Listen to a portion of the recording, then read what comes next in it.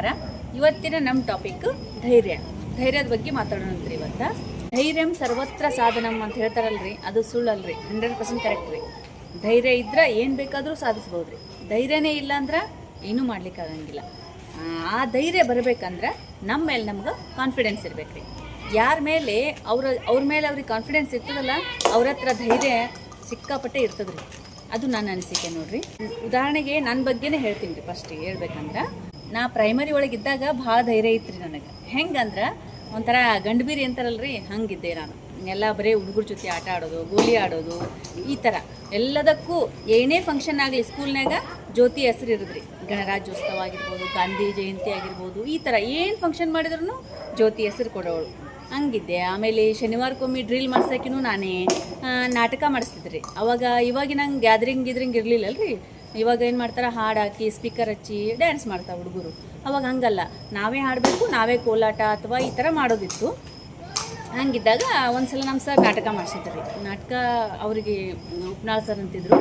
ಅವರು ನಾಟಕ ಭಾಳ ಚಂದ ಮಾಡಿಸ್ತಿದ್ರಿ. ಸಮಾಜಕ್ಕೆ ಕಣ್ಣಿಲ್ಲ ಅಂತೇಳಿ ಒಂದು ನಾಟಕ ಮಾಡಿಸಿದ್ರು. ಅದರೊಳಗೆ ನನಗೆ ಹೀರೋ ಪಾತ್ರ ಕೊಟ್ಟಿದ್ರು. ಯಾಕಂದ್ರೆ ನಾ ಹುಡುಗನ ಥರ ಇದ್ದ ಸಲುವಾಗಿ ಹೀರೋ ಪಾತ್ರನೇ ಕೊಟ್ಟಿದ್ರು. ಪ್ರಾಕ್ಟೀಸ್ ಮಾಡ್ತಿದ್ವಿ, ತಾಲೀಮು ಅಂತ ಮಾಡ್ತಾರಲ್ಲ, ತಾಲೀಮು ಮಾಡ್ತಿದ್ವಿ. ಅವ್ರಿಗೆ ಭಯಂಕರ ಸ್ಟ್ರಿಕ್ಟ್ ರೀ ಅವರು. ನಾಟಕ ಹಿಂಗೇ ಬರಬೇಕು, ಹಿಂಗೇ ಮಾತಾಡಬೇಕು ಅಂದ್ರೆ ಹಂಗೆ ಮಾತಾಡಬೇಕು. ಅಳು ಸೀನ್ ಇದ್ದಾಗ ಅಳ್ಳಿಲ್ಲ ಅಂದ್ರೆ ಸಿಕ್ಕಾಪಟ್ಟೆ ಹೊಡೆಯೋರು ಅವ್ರು ಸರ್. ಹಂಗಿದ್ರು. ನಾ ದಿನನಿತ್ಯ ನೋಡೋದು ಪ್ರಾಕ್ಟೀಸ್ ಮಾಡೋದನ್ನು ನೋಡಿ ನನಗೆ ಏನಾಗ್ಬಿಟ್ಟಿತ್ತು, ಎಲ್ಲರ ಮಾತು ಬಹಳ ಆಗ್ಬಿಟ್ಟಿದ್ದು ರೀ ನನಗೆ. ಹಿಂಗಾದಾಗ ಅವರು ಸರ್ ಹೊಡಿತಿದ್ರಲ್ಲ, ಅದಕ್ಕಾಗಿ ಒಬ್ಬರು ಮಿಸ್ಸಿಂಗ್ ಆದ್ರಿ. ಅಜ್ಜನ ಪಾತ್ರ ಮಾಡೋರಿದ್ರು. ಅವರು ಬರಲಿಲ್ಲ. ಆಕೆ ನಾನು ಒಲ್ರಿ ಸರ, ನನಗೆ ಮಾಡ್ಲಿಕ್ಕೆ ಆಗಂಗಿಲ್ಲ ಅಂತ ಬಿಟ್ಬಿಟ್ಲು. ಅವಾಗ ಏನು ಮಾಡಬೇಕು, ಫುಲ್ 8 ದಿನ ಅದು ಅಷ್ಟೇ ನಾಟಕ. ಅವಾಗೆಲ್ಲ ಪ್ರಾಕ್ಟೀಸ್ ಮಾಡೋರು ಯಾರು, ಹೊಸ ಕ್ಯಾರೆಕ್ಟರ್ ಹಾಕಿದ್ರೆ ಏನು ಮಾಡ್ಲಿಕ್ಕೆ ಆಗ್ತದ ಅಂತೇಳಿ ಅವರಿಗೆ ಸರಿಗೆ ನನ್ನ ಮೇಲೆ ಭಾಳ ಕಾನ್ಫಿಡೆನ್ಸ್ ಇತ್ತು. ಹಂಗಾಗಿ ಅವ್ರು ಏನು ಮಾಡಿದ್ರು, ಜ್ಯೋತಿ 2 ಕ್ಯಾರೆಕ್ಟರ್ ನೀನೇ ಮಾಡಿಬಿಡು ಅಂತಂದರು. ನಂಗೆ ಮಾಡ್ಲಿಕ್ಕೆ ಆಗ್ತದ್ರಿ ಸರ ಅಂದೆ. ಮಾಡ್ತೀಯೇ ಇಲ್ಲ ಅಷ್ಟೇ ಹೇಳು, ಮಾಡಲೇಬೇಕು ಅಂತಂದಾಗ ರಾಮಜ್ಜ ಅಂತೇಳಿ ಅಜ್ಜನ ಪಾತ್ರ ಮಾಡಿದ್ದೆ ರೀ. ಆಮೇಲೆ ಹೀರೋ ಪಾತ್ರ ಮಾಡಿದ್ನಲ್ಲ, 2 ಪಾತ್ರ ಫುಲ್ ಹಿಟ್ ರೀ. ಎಲ್ಲೋದ್ರೂ ನನಗೆ ಹೇಳೋರು, ಹುಡುಗಿ ಏನು ಭಾರಿ ಮಾಡಿದೆ ರಾಮಜ್ಜ ಅಂತಲೇ ಸ್ವಲ್ಪ ದಿನ ಕರೀಲಿಕ್ಕೆ ಶುರು ಮಾಡಿದ್ರಿ. ನನಗೆ ಅಷ್ಟು ಫೇಮಸ್ ಆಗಿಬಿಟ್ಟು ರೀ ಅವು ಕ್ಯಾರೆಕ್ಟ್ರ್. ಹಳ್ಳಿ ಎಲ್ರಿ ಅಲ್ಲಿ, ಹಂಗಾಗಿ ಎಲ್ಲದ್ರಾಗೂ ಭಾಗವಹಿಸ್ತಿದ್ದೆ. ಭಾಳ ಧೈರ್ಯ ಇತ್ತು. ಆಮೇಲೆ ಈ ಸಿಟಿಗೇನು ಬಂದೆಲ್ಲ, ಮೊನ್ನೆ ಹೇಳಿದ್ನಲ್ರಿ, ಸಿಟಿ ಒಳಗೆ ಬಂದಿದ್ದೆ, ಏನೂ ಅಷ್ಟೊಂದು ನಾಲೆಜ್ ಇರಲಿಲ್ಲ ನನಗೆ ಅಂಥೇಳಿ 8ಕ್ಕೆ ಸಿಟಿಗೆ ಬಂದೆ.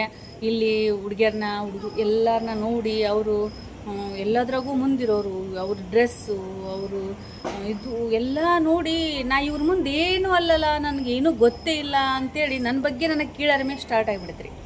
ಒಬ್ಬರ ಬಗ್ಗೆ ತಮಗೆ ಯಾವಾಗ ಕೀಳರಿಮೆ ಸ್ಟಾರ್ಟ್ ಆಗ್ತದಲ್ರಿ, ಅಲ್ಲೇ ಧೈರ್ಯ ಹೋಗಿಬಿಡ್ತದ್ರಿ. ಹಂಗಾಗಿಬಿಡ್ತು ನಂದು. ಹೈಸ್ಕೂಲ್ಗೆ ಬಂದಿಂದ ಫುಲ್ಲು ಡೌನ್ ರೀ. ಹೆಂಗೆ ಡೌನ್ ಅಂದ್ರೆ ನಾನು ಯಾರಂತಲೇ ಹೈಸ್ಕೂಲ್ನಾಗ ಗೊತ್ತೇ ಆಗಲಿಲ್ಲ. ಅಷ್ಟು ಸುಮ್ಮನೆ ಕೂತ್ಬಿಡೋದು, ಓದೋದು ಬರೋದು ಅಷ್ಟೇ ಕೆಲಸ. ಬೇರೆ ಯಾವುದ್ರಾಗೂ ಯಾವ ಆ್ಯಕ್ಟಿವಿಟೀಸ್ ಒಳಗೂ ಭಾಗವಹಿಸ್ತಿರ್ಲಿಲ್ಲ. ಪ್ರೇಯರ್ಗೆ ನಿಂತಾಗ ಹಿಂಗೆ ಇದು ಓದ್ತಾರಲ್ಲ ಅದ್ರೊಳಗೂ ಭಾಗವಹಿಸ್ತಿರ್ಲಿಲ್ಲ. ಎಲ್ಲಿ ಹೋಗ್ತಿರ್ಲಿಲ್ಲ ರೀ, ಯಾವುದೂ ಇಲ್ಲ. ಹಂಗಾಗಿಬಿಡ್ತು ನಂದು. ಅವಾಗ ಸವಿತಾ ಇನಾಮ್ದಾರ ಅಂತೇಳಿ ಇದ್ಲು ರೀ, ನಮ್ಮ ಸೀನಿಯರ್ ಅಕ್ಕ. ಎಷ್ಟು ಆ್ಯಕ್ಟಿವ್ ಅಂದ್ರೆ ರೀ, ರ್ಯಾಂಕ್ ಸ್ಟೂಡೆಂಟು. ಆಮೇಲೆ ಎಲ್ಲದ್ರಾಗೂ ಭಾಗವಹಿಸಿಗ್ರಿ ಅಕ್ಕ. ಪ್ರೇಯರ್ಗೆ ನಿಂತಾಗ ಪೇಪರ್ ಓದಿಸ್ತಾರಲ್ರಿ, ಆ ದಿನಾನೂ ಓದೋಕ್ಕೆ ಆ ಅಕ್ಕ ಅನ್ಕೊಂಡ್ರೆ ನನಗೇನೋ ಒಂಥರ ಬರೀ ಅಕ್ಕನೇ ನೋಡಬೇಕು ಅನಿಸ್ತಿತ್ತು. ಅಷ್ಟು ಧೈರ್ಯ ರೀ ಆಕೆಗೆ. ಇವಾಗ ದೊಡ್ಡ ಹುದ್ದೆ ಒಳಗೆ ಇದ್ದಾಳೆ ಬಿಡ್ರಿ ಆಕೆ. ಕಮರ್ಷಿಯಲ್ ಟ್ಯಾಕ್ಸ್ ಆಫೀಸ್ ಒಳಗೆ ಅಸಿಸ್ಟೆಂಟ್ ಕಮಿಷನರ್ ಆಗ್ಯಾಳ ಈಗ ಅಕ್ಕ. ಆ್ಯಡ್ಸಪ್ ಅಕ್ಕ ನಿನ್ನ ಕಂಡ್ರೆ ನನಗೆ ಯಾವಾಗಲೂ ಇಷ್ಟ ಇತ್ತು, ಇವಾಗೂ ಹೆಮ್ಮೆ ಅನಿಸ್ತದ. ಸಾಹಿತ್ಯನೂ ಬರಿತಾಳ್ರಿ ಅಕ್ಕ. ಅಷ್ಟು ಧೈರ್ಯ ಇದ್ದವರು ಹಂಗೂ ಮುಂದೆ ಹೋಗ್ತಾರೆ. ಇನ್ನೊಂದು ಹೇಳ್ಬೇಕಂದ್ರೆ, ನಮ್ಮ ಫ್ರೆಂಡ್ ಒಬ್ಬ ಗೀತಾ ಅಂತಿದ್ಲಿ ರೀ. ಆಕಿನೂ ಹಾಡು ಭಾಳ ಚಂದ ಆಡ್ತಿದ್ಲಿ ರೀ. ಅಂದರೆ ಆಕೇನು ಸಂಗೀತ ಕಲ್ತಿರ್ಲಿಲ್ಲ, ಆದ್ರೂ ನಾ ಏನು ಸಂಗೀತ ಕಲ್ತವ್ರು ಆಡ್ತಾರಲ್ಲ ಬಿಡು ಅಂತ ತಿಳ್ಕೊಂಡು ಆಕಿನೂ ಇದ್ರೊಳಗೂ ಭಾಗವಹಿಸ್ತಿರ್ಲಿಲ್ಲ. ಹಿಂಗೆ ಒಂದ್ಸಲ ಕೂತ್ಕೊಂಡಾಗ ಸುಮ್ಮನೆ ಗುನುಗ್ತಾರಂತಾರಲ್ಲ, ಹಂಗೆ ಹಾಡು ಆಡ್ಲಿಕ್ಕತ್ತಿಲ್ಲ ಅಂತ್ರಿ. ಒಬ್ಬೇಕಿನ ಕೂತಾಗ ಹಾಡ್ಲಿಕ್ಕತ್ತಿಲ್ಲ. ಅವಾಗ ಇನ್ನೊಬ್ಬರು ಹಾಡಾಡಕ್ಕೆ ಇನ್ನೊಬ್ಬಕ್ಕೆ ಫ್ರೆಂಡ್, ಏನ್ಲೇ ಇಷ್ಟು ಚಂದ ಆಡ್ತಿಲ್ಲ, ನೀನು ಆಡ್ಲಿಕ್ಕೆ ಬರ್ತದನೋ ಅಂತ ಕೇಳಿದ್ಲು. ಇಲ್ಲವಾ, ಸುಮ್ಮ ಹಾಡ್ತೀನಿ ನಾನು ಅಂದ್ಲಕ್ಕಿ. ಅವಾಗ ಈಕಿ ಗೊತ್ತಿಲ್ಲಾರ್ದೇ ಹೋಗಿ ಹೆಸರು ಕೊಟ್ಲು. ಗೀತಾನ ಹೆಸರು ಬರ್ಸಿ ಬಂದ್ಲು. ಹಂಗಾಗಿ ಇಬ್ಬರು ಸೇರಿ ಹಾಡಾಡಿದ್ರು. ಅದು ಎಲ್ಲರಿಗೂ ಇಷ್ಟ ಆಗಿಬಿಡ್ತಾರೆ. ಆಕಿನ ಧ್ವನಿ ಇಷ್ಟು ಚಂದ ಆಡ್ತಿಲ್ಲ ರೀ, ಭಾಳ ಹಿಂಪಾಗಿ ಆಡ್ತಿದ್ಲು ರೀ. ಅದರೊಳಗೆ ಆಕೆ ಹಕ್ಕಿಗೂಡು ಬಿಟ್ಟ ಮೇಲೆ ಅಂತೇಳಿ ಒಂದು ಹಾಡ್ತಿದ್ಲು. ಅದು ಅಂತೂ ನನಗೆ ಭಾಳ ಇಷ್ಟ.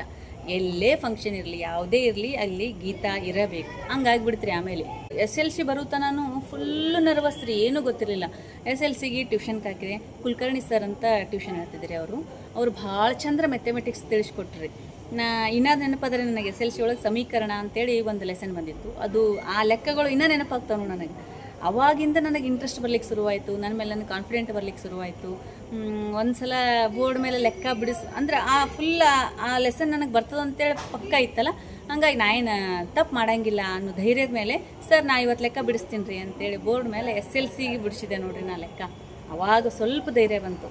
ಹಂಗೆ ನಮ್ಮ ಮೇಲೆ ನಮಗೆ ಕಾನ್ಫಿಡೆಂಟ್ ಇತ್ತಂದ್ರೆ, ನಾವು ಮಾಡೇ ಮಾಡ್ತೀವಿ ಅನ್ನೋದು ನಮ್ಮ ಮೇಲೆ ಭರವಸೆ ಇತ್ತಂದ್ರೆ ಧೈರ್ಯ ತಾನೇ ಬರ್ತದ್ರಿ. ಅದು ನಾವು ಬರ್ತದೋ ಇಲ್ಲೋ, ಯಾರೇನಂತಾರೋ ಏನೋ, ಅವ್ರಿಗೇನು ಅನಿಸುತ್ತೋ ಏನೋ, ಬರೀ ಇದ್ರೊಳಗೆ ಕೊಳ್ಕೋತ ಹೋದ್ವಿ ಅಂದ್ರೆ ಏನು ಮಾಡ್ಲಿಕ್ಕಾಗಂಗಿಲ್ಲ ರೀ. ಅದು ಒಂದು ಸ್ವಲ್ಪ ನನ್ನ ಸ್ವಭಾವ ಅದ್ರಿ, ಈಗೂ ಅದರಿ. ಹಂಗೆ ಧೈರ್ಯ ಇಲ್ಲರಿ ನನಗೆ. ಆ್ಯಕ್ಚುಲಿ ಹೇಳ್ಬೇಕಂದ್ರೆ ಸ್ಟೇಜ್ ಕರೇಜೇ ಇಲ್ಲರಿ ನನಗೆ.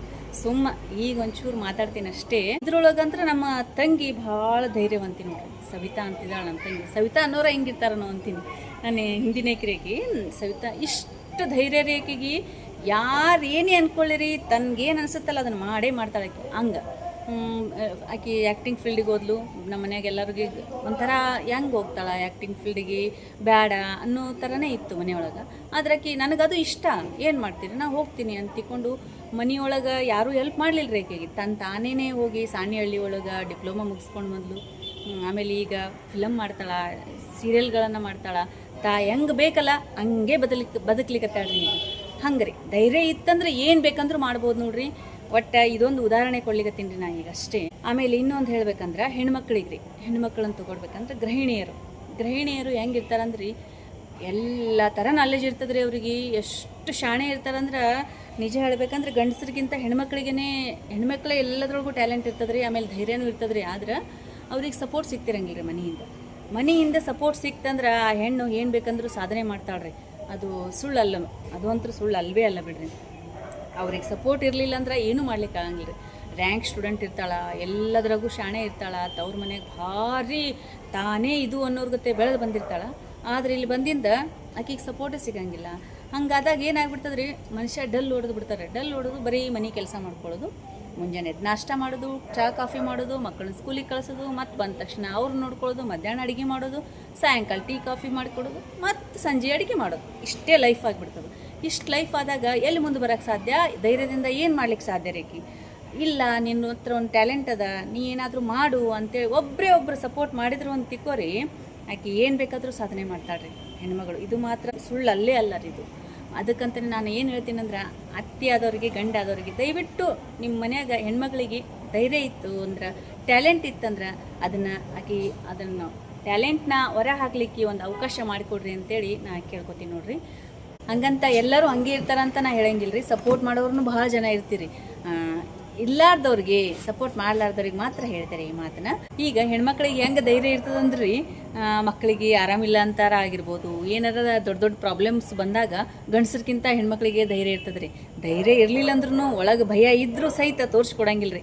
ಉದಾಹರಣೆಗೆ ನಾನೇ ರೀ, ನನ್ನ ಮಕ್ಕಳಿಗೆ ಏನಾರ ಆರಾಮಿರಲಿಲ್ಲ ಅಂದ್ರೆ ನಮ್ಮ ಮನೆಯವ್ರು ಮುಗೀತು, ಡಲ್ ಹೊಡೆದು ಬಿಡ್ತಾರೆ. ಏನೂ ಮಾಡಂಗಿಲ್ಲ ರೀ. ಅವ್ರು ಸೈಲೆಂಟಾಗೆ ಒಂದು ಕಡೆ ಹೋಗಿ ಕೂತ್ಕೊಂಡ್ಬಿಡ್ತಾರೆ. ನನಗೆ ಒಳಗೆ ಭಯ ಇರ್ತದೆ, ಟೆನ್ಷನ್ ಇರ್ತದೆ. ಆದ್ರೂ ಭಾಳ ಧೈರ್ಯವಂತೆ ಅನ್ನೋರ್ ಗತೆ ದವಾಖಾನೆ ಕರ್ಕೊಂಡು ಹೋಗೋದಾಗಿರ್ಬೋದು, ಡಾಕ್ಟ್ರ್ ಹತ್ರ ಮಾತಾಡೋದಾಗಿರ್ಬೋದು, ಈ ಥರ ಎಲ್ಲ ಮಾಡೋದು ನಾನೇ ರೀ. ಹಂಗಾಗಿ ನಮ್ಮ ಗಂಡನ ಮನ್ಯಾಗ ಒಂದು ಸ್ವಲ್ಪ ಜ್ಯೋತಿಗೆ ಧೈರ್ಯ ಭಾಳ, ಎಲ್ಲ ಕಡೆ ಮುಂದೆ ಕಳಿಸ್ರಿ ಅಂತಾರೆ. ಒಳಗೆ ಭಯ ಇದ್ದೇ ಇರ್ತದೆ ರೀ ನನಗೆ. ಹಿಂಗೆ ಒಂದು ಸಲ ಏನಾಯ್ತಂದ್ರೆ ರೀ, ನಮ್ಮ ಬಾಜು ಮನ್ಯಾಗ ನಮ್ಮ ಫ್ರೆಂಡ್ ಮನ್ಯಾಗ ನಶಿಕ್ನಾಗ ನೋಡ್ರಿ 6 ಗಂಟೆ ಆಗಿರ್ಬೋದು, ಅವ್ರಮ್ಮ ಅದೇ ಬೆಂಗಳೂರಿಂದ ಬಂದಾರ. ತಲೆದಸಿಲೆ ಬ್ಯಾಗ್ ಇಟ್ಕೊಂಡು ಕೂತಾಗ ಚಹಾ ಮಾಡ್ಕೊಂಡು ಬಂದಾರ. ಹಿಂಗೆ ಬ್ಯಾಗ್ ಎತ್ತಷ್ಟಿಗೆ ಇಷ್ಟು ಉದ್ದಂದು ಹಾವು ಬಂದುಬಿಟ್ಟದ್ರಿ. ಅಲ್ಲಿ ಹಾವು ಬಂದದ, ಅವರಿಗೆ ಭಯ ಆಗಿಬಿಟ್ಟದ. ಒಮ್ಮಿಂದೊಮ್ಮೆ ಸಡನ್ಲಿ ಬ್ಯಾಗ್ ಕೆಳಗೆ ಹಾವು ಕೂತದಂದ್ರೆ ಯಾರಿಗೆ ಅಂಜಿಗೆ ಬರಂಗಿಲ್ಲ ಹೇಳ್ರಿ. ಏನು ಮಾಡ್ಬೇಕಂತ ಗೊತ್ತಾಗಲಿಲ್ಲ. ಸಾವಕಾಶ ಬಂದು ಜ್ಯೋತಿ ಹಾವು ಬಂದದ, ಏನು ಮಾಡೋದು, ನಮ್ಗೆ ಧೈರ್ಯನೇ ಸಾಕಾಗೋಲ್ದು ಅಂತಂದರು. ನಾ ಅದೇ ಎದ್ದಿದ್ದೆ, ಹೋಗಿ ನೋಡ್ತೀನಿ ರೀ, ಸುರುಳಿ ಸುತ್ಕೊಂಡು ಕೂತಿತ್ತು ಹಾವು. ಒಬ್ರು ಯಾರೋ ಹಿಡ್ದದ್ದು ನೋಡಿದ್ದೆ ರೀ ನಾನು. ಹಂಗಾಗಿ ಒಂದು ಡಬ್ಬಿ ತೊಗೊಂಡು ಬರ್ರಿ ಅಂದೆ. ಡಬ್ಬಿ ತಂದು ಅದ್ರೊಳಗೆ ಹಿಂಗೆ ಸಾವಕಾಶ ಹಿಡಿದೆ ರೀ, ಹಾವು ಡಬ್ಬಿ ಒಳಗೆ ಹೋಯ್ತು. ಮುಚ್ಚಳ ಮುಚ್ಚಿಬಿಟ್ಟೆ ರೀ ನಾನು. ಹಂಗೆ ಧೈರ್ಯ, ಒಳಗೆ ಭಯ ಇತ್ತು ರೀ ಅವಾಗ, ಭಯಂಕರ ಅಂಜಿನಿ ನಾನು. ಅಂದ್ರೂ ಮ್ಯಾಲೆ ಏನಾಗಂಗಿಲ್ಲ ನೋಡು ಮಾಡೋಣ ಅಂತೇಳಿ ಅದನ್ನು ಹಾವನ್ನ ಹಾಕಿ ಡಬ್ಬ್ಯಾಗ ಒಯ್ದು ಚೆಲ್ಲಿದೆ. ಜ್ಯೋತಿ ಭಾಳ ಧೈರ್ಯ ಅಂಥೇಳಿ ಕಾಮಿಡಿ ಮಾಡೋರು ನಮ್ಮ ಮನ್ಯಾಗ. ಎಲ್ಲರೂ ಹಾವು ಬಂತ ಜ್ಯೋತಿನ ಕರೀರಿ ಹೊಡಿತಾಳೆ ಅಂತೇಳಿ. ಹಂಗೆ ಧೈರ್ಯ ಇರಲಿಲ್ಲ ಅಂದ್ರೂ ಧೈರ್ಯ ಅದಂತೇಳಿ ತೋರಿಸ್ಕೊಡ್ತಾರೆ ರೀ ಹೆಣ್ಮಕ್ಳು. ಈಗ ಮಕ್ಕಳ ಬಗ್ಗೆನೇ ತೊಗೋಬೇಕಂದ್ರೆ ರೀ, ಮಕ್ಕಳಾಗಲಿ ದೊಡ್ಡವರಾಗಲಿ ನೀರು ಇಶಾಡಕ್ಕೆ ಹೋಗಿರ್ತೀವಲ್ಲ ರೀ, ಫಸ್ಟ್ ಇಳಿ ಮುಂದಾಗ ಎಷ್ಟು ಅಂಜಿಕೆ ಬರ್ತಿರ್ತದೆ ರೀ, ಯಪ್ಪ ಎಷ್ಟಿದ್ದಾವೆ ಅಂತ ಸಾವಕಾಶ ಹೋಗ್ತಿರ್ತೀವಿ. ಇಳಿದ ಮೇಲೆ ಧೈರ್ಯ ಬಂದ್ಬಿಡ್ತದೆ ರೀ ತಾನೇ.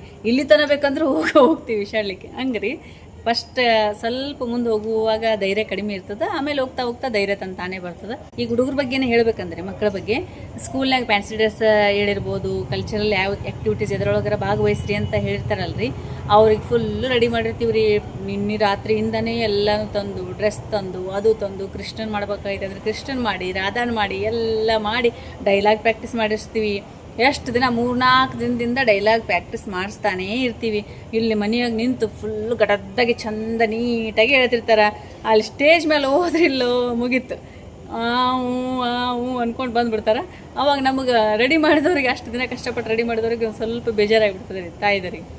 ಹಂಗೆ ಮಕ್ಕಳಿಗೂ ಸ್ಟೇಜ್ ಕರೇಜ್ ಸ್ವಲ್ಪ ಕಡಿಮೆ ಇರ್ತದಲ್ಲ ರೀ, ಹಂಗೆ ಬಿಡಬಾರ್ದ್ರಿ ಹಂಗೆ ಅಂತೇಳಿ ಮತ್ತೆ ರೆಡಿ ಮಾಡಿಸಿ ಮತ್ತೆ ಡೈಲಾಗ್ ಹೇಳಿಸಿ ಕರ್ಕೊಂಡು ಹೋಗೋದ್ರಿಂದ ತಾನೇ ಧೈರ್ಯ ಬರ್ತದೆ ರೀ. ಅದು ಸ್ಟೇಜ್ ಕರೇಜ್ ಬಂತಂದ್ರೆ ಯಾವುದಕ್ಕೂ ಅಂಜಂಗಿಲ್ಲ ರೀ. ಎಲ್ಲದ್ರಾಗೂ ಮುಂದುವರೆದು ಎಲ್ಲದ್ರಾಗೂ ಪಾರ್ಟಿಸಿಪೇಟ್ ಮಾಡಿಸಿ ಪಾರ್ಟಿಸಿಪೇಟ್ ಮಾಡ್ತಾರೆ ಮಕ್ಕಳು, ಯಾವುದಕ್ಕೂ ಅಂಜಂಗಿಲ್ಲ.